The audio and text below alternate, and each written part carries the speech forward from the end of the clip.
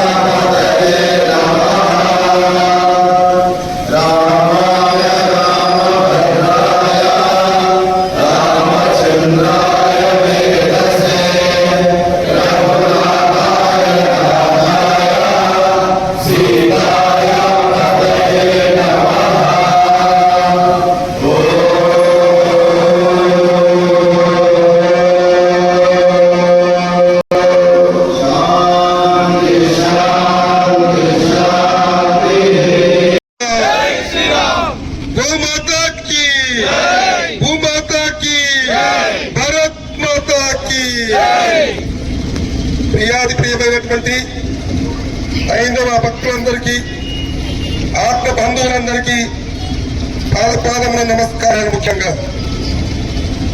ఈరోజు ఇక్కడ రావడం కూడా సంతోషం. విజయవాడకి వెళ్ళి మమ్మల్ని ఖండించొచ్చారు, అవుతుంది కనుక ముఖ్యంగా హైందవ ఏకతాటిపైకి రావాలి. కలియుగ దైవమైనటువంటి శ్రీమన్నారాయణునికి పువ్వు పదార్థతో కూడినటువంటివి లడ్డును నైవేద్యంగా ఇచ్చాము. ఇది మహాపాపం. వారి యొక్క పాపం పడుతుంది అది తొందరగా. తిరుపతి కొండలు ఏ కొండలు 3 కొండలు పైన ఇప్పుడే లేదు. ఇది కూడా నిలది కదయ్యా. శివాజీ దగ్గర తయారు కావాలి, ఇంట్లో కావాలి, ప్రతి ఒక్క ఇంట్లో జన్సీ లక్ష్మీబాయిలో తయారు కావాలి. అప్పుడు మన హైందవ ధర్మం నిలబడుతుందన్నమాట.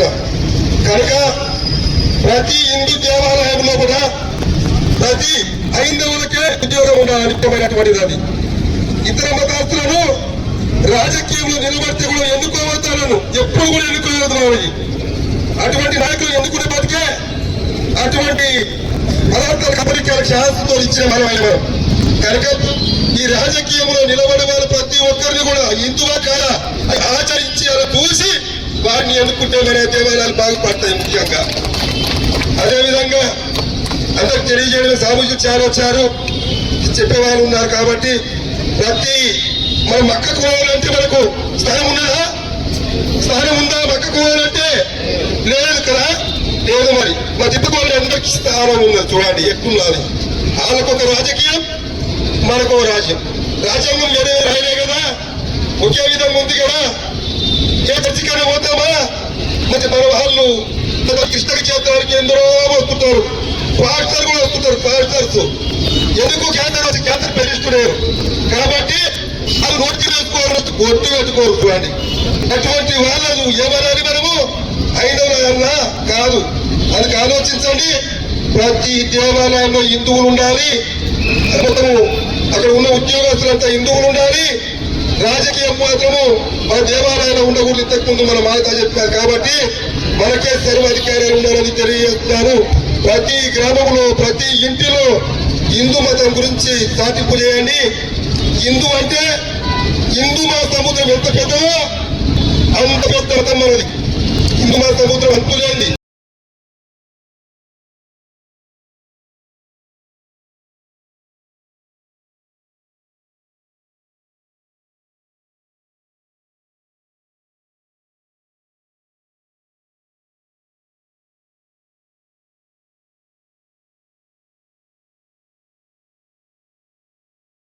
మన దేవాలయాలు మనమే, మన దేవాలయాలను మనమే పాలించుకోవాలి, మన దేవాలయాలను మనమే రక్షించుకోవాలి. అన్ని మతస్థులకు బోర్డులు ఉన్నాయి, ప్రతి ఒక్కరికి బోర్డు ఉన్నాయి. మరి మనకు ఒక బోర్డు కావాలన్నా వద్దా? మనకు ఒక బోర్డు ఉండాలన్నా వద్దా? ఈ రాజకీయ పునరావాస కేంద్రాలుగా మార్చినటువంటి దేవాలయాలను పాలించడానికి దేశ వ్యాప్తంగా ఒక బోర్డు అనేది ఉండాలి. అది సనాతన ధార్మిక రక్షణ ఏర్పాటు చేసుకోవాలి. ఆధ్యాత్మికవాదులను, విశ్వ హిందూ పరిషత్ కార్యకర్తలను, అలాగే ఆర్ఎస్ఎస్లని, మఠాలను, పీఠాధిపతులను, సామాజిక కార్యకర్తలను చేసి దేశవ్యాప్తంగా హిందువులను, హిందూ ధర్మాన్ని రక్షించే విధంగా ఒక సనాతన ధార్మిక రక్షణ బోర్డు ఏర్పాటు వికారాబాద్ కేంద్రం మేమందరం చేస్తున్నాం. ప్రభుత్వ పరిపాలన నుండి కూడా దేవాలయాలను విముక్తి కల్పించాలని ఈ కేంద్రంగా తెలంగాణలోని ఆలయాల్లో ఒకసారి దేవస్థానం పక్కడబందీ వ్యవస్థ, అన్నిటి దేవస్థానంలోనే ఆవు మాంసం, పంది మాంసం కల్పించారంటే ఇది నిజాం ప్రాంతం. నిజాం ప్రాంతంలో ఇంకా మన దేవాలయాల ప్రసాదాలని హలాల్ చేయాలని నమ్మకం ఏమున్నది? కాబట్టి ముఖ్యమంత్రి రేవంత్ రెడ్డి గారి ఈ వేదికగా మేము డిమాండ్ చేస్తున్నాం. తెలంగాణలోని ప్రతి దేవాలయంలో అన్ని మతస్థులను వెంటనే తొలగించాలని విశ్వ హిందూ పరిషత్ వికారాబాద్ కేంద్రంగా మేము డిమాండ్ చేస్తున్నాం. దేవాలయాల్లో తెలంగాణలోని ప్రతి దేవాలయంలోని ప్రసాదాన్ని పరీక్షించాలని, దానికి ఎట్లాంటి చర్యలు తీసుకోవాలని కూడా మేము డిమాండ్ చేస్తున్నాం. దేవాలయాలు మనవి, అక్కడ పూజలు మనవే, కానీ మన దేవాలయాల చుట్టూ ఎవరు ఉన్నాయి అప్ప? ఎవరున్నాయి? పూలు వాళ్ళే, పండ్లు వాళ్ళే, అన్ని వాళ్ళతో ఉంటాం. వాడు ఉమ్మి వేసేది తెలియదు, తిన్న వీడియో చూస్తున్నాం. వాడు ఖర్జూర పండు తిని పెడుతున్నాడు, పండ్ల మీద ఉమ్ముస్తున్నాడు, పూల మీద ఉమ్ముస్తున్నాడు. మనమేమో ఇంత పవిత్రంగా మడి మీద పోయి దేవాలయాలకి పోలేకపోతే ఉమ్మి పెట్టిన దేవునికి పెడుతున్నాం. మరి దేవుడనే సంతోషిస్తాడా? కాబట్టి హిందూ బంధువులారా, మనం పుష్పం, పత్రం, ఫలం, తోయం మన దేవునికి సమర్పించాలి భక్తితో ఉన్నటువంటి మనసుని. కాబట్టి దేవాలయానికి వెళ్తే మీరు పండ్లు తీసుకోపోవాలి, పూలు తీసుకోపోవాలి, టెకానే ఖచ్చితంగా తీసుకోవాలి అనుకోకండి. కేవలం హిందూ బంధువుల మధ్య మాత్రమే మీ పూలు, పండ్లు కొనుకొని ఆ దేవునికి అర్పించండి. అప్పుడే అది పరిశుద్ధమైతుంది. లేకుంటే ఆ పాపంలో మీరు కూడా భావంతులైతారు. దేవాలయాలు మనవి, దాని చుట్టుముట్టు దుకాణాలు మనవి కావు. కాబట్టి దేవాలయానికి వెళ్ళి భక్తితో కొల్చండి, అది మన బాధ్యత. ముఖ్యంగా ఈ విషయం జరుగుతుంది. కేవలం పూజారులు కూడా నేను ఇక్కడ ఆవేదనతో చెప్తున్నాను. ఇక్కడ ఎవరైనా పూజారులు కనుక ఆశ్రయింటుంటే, మీరు దేవాలయాలకు వచ్చినప్పుడు అక్కడ వాళ్ళు ప్రధాన మంది వాళ్ళ మతం గురించి ప్రచారం చేసుకుంటుంటే, మన దేవాలయాల్లో మనం చెడ్డకోపం పెట్టి కేవలం పైసల్ని చూస్తున్నాం. వాళ్ళ కొత్త నామాలు చెప్పి మనం బతుకుతున్నాం. అది తప్పు. దేవాలయాలకు వెళ్ళినప్పుడు మన హిందువులకు మన హిందూ ధర్మం పట్ల అవగాహన కల్పించాలి, మన వీర నారుల గురించి అవగాహన కల్పించాలి. ఒక ఛత్రపతి శివాజీ మహారాజు గురించి గొప్ప గొప్ప పండితులు ఉన్నారు, మహానుభావులు ఉన్నారు. వారంతా మీరెంతో నిశ్శబ్దంగా ఉన్నారు. మన హిందువులను అణిచివేయించడానికి ప్రతి ప్రార్థనా మందిరంలో హిందువులను ఏ విధంగా అనగదొక్కాలని ప్రతి నిమిషం వారు ఆలోచిస్తుంటే మన వాళ్ళని మనం మెలుగలేకపోతున్నాం. కాబట్టి హిందూ బంధువులారా, నేను పురోహితులకు, అర్చక పురోహితులకు ఒకటే రిక్వెస్ట్ చేస్తున్నా, మీరు దేవాలయాన్ని, ధర్మాన్ని రక్షిస్తామని ఒక సంకల్పం చేయించండి అని మేము ప్రార్థిస్తున్నాం. కాబట్టి హిందూ బంధువులారా, ఇక్కడ ఉన్నటువంటి మీ అందరికి ఒకటే రిక్వెస్ట్ చేస్తున్నా, దేవాలయాలకు వెళ్ళినప్పుడు అక్కడ ఉన్నటువంటి నిలదీయండి. మీరు డబ్బులు ఇస్తేనే మీరు దర్శనం కల్పిస్తున్నారు. నేను మొన్న కాణిపాకం వెళ్తే 100 రూపాయలు ఇచ్చినానికి 100 గజాలు నడుచుడు, ఫ్రీ ఇచ్చినానికి కిలోమీటర్ నడుచుడు, 200 ఇచ్చినానికి 50 గజాలు నడుచుడు, ఇట్లాంటి వ్యవస్థ ఉంది. అంటే కావాలనే హిందువులు డబ్బులు పెట్టాలని ఒక దుస్సంకల్పంతో వాళ్ళని కిలోమీటర్లు నడిపిస్తారు దేవాలయాల్లోనే. ఇది ఎందుకు అంటే హిందువులను దేవాలయాలకు దూరం చేయాలనే ఒక పెద్ద కుట్ర ఈ ప్రభుత్వాలు నడిపిస్తున్నాయి. కాబట్టి ఆ కుట్రని మనం భగ్నం చేయాలి. మన ఒకటే సంకల్పం, హిందూ ధర్మ పరిరక్షణే. ప్రాణాలైనా అర్పిద్దాం, హిందుత్వాన్ని రక్షిద్దాం. ప్రాణాలైనా అర్పిద్దాం, ప్రాణాలైనా అర్పిస్తాం. బలో భారత్.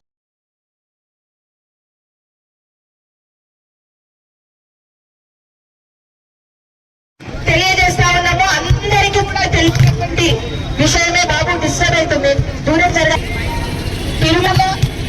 తిరుపతి దేవస్థానంలో గత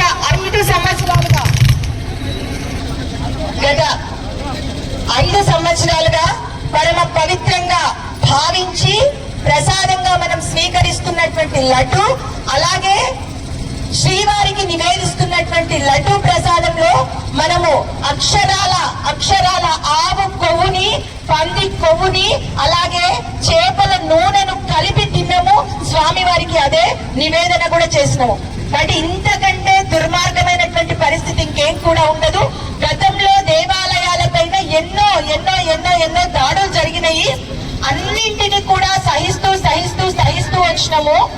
కాబట్టి ఇది అట్లాంటి స్టేజ్ అంటే ఇంకా కుదరదు.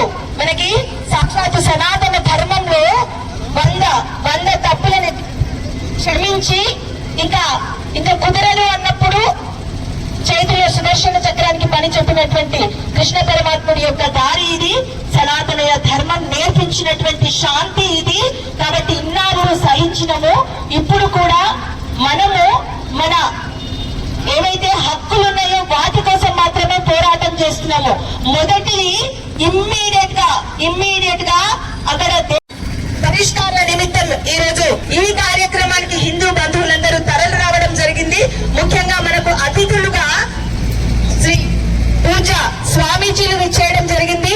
మాన్యులు శ్రీ శంకర్ స్వామీజీ వారు రామర్చేడు పీఠాధిపతులు, వారు సాధు పరిషత్తు తెలంగాణ అధ్యక్షులు. వారు గతంలో వారు అయోధ్య రామ మందిర ఆహ్వానం తీసుకుని బాలరాముడి ప్రతిష్టకి వెళ్లి రావడం జరిగింది. వారిని ముందుకు రావాల్సిందిగా వేడుకుంటున్నాము. అలాగే శ్రీ పూజ శ్రీ బసిరెడ్డిపల్లి స్వామి వారు, కృష్ణానందగిరి స్వామి వారు కూడా వేయించేయడం జరిగింది. వారిని కూడా సంతోషం స్వామి శిరసు వంచి నమస్కారం. ఎప్పటికప్పుడు వార్తలను వీక్షించేందుకు Q9 న్యూస్ ని సబ్స్క్రైబ్ చేసుకోండి, లైక్ చేయండి, షేర్ చేయండి.